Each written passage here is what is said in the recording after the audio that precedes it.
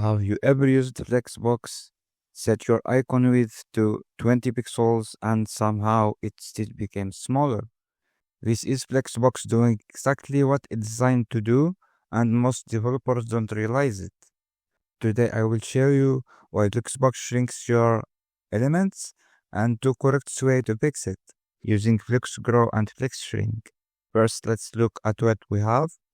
In HTML, we have a UL with multiple leaves. Each leaf contains a button and icon inside this button and a text label, nothing fancy. In CSS, just some basic reset and styling. For the demo, we limit the width so the text wraps. And here is the important part, Flexbox. And now look closely.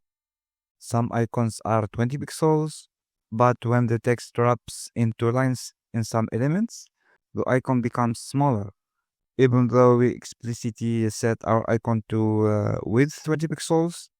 So why this happened? Here is the key thing a lot of developers don't know. In Flexbox, width is not guaranteed. By default, every flex item has the flex shrink 1.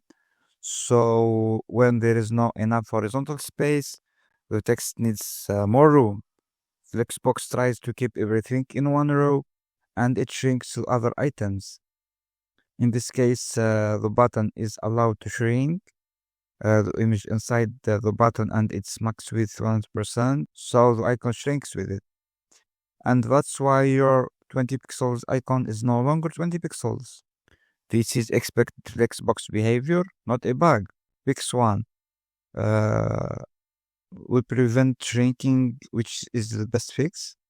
The simplest and most correct solution is setting the button to flex shrink 0. And as you see now, Flexbox is not allowed to shrink the button, so all icons keeps its size. Fix 2, which is to control the layout explicitly.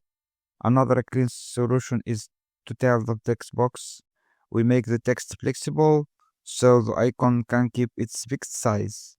Now the text takes the remaining space and the icon stay untouched. So the key takeaway here, this is the rule you should remember. Flexbox will always try to fit everything on one line unless you tell it what must not shrink. If something looks random in Flexbox, it usually flex shrink.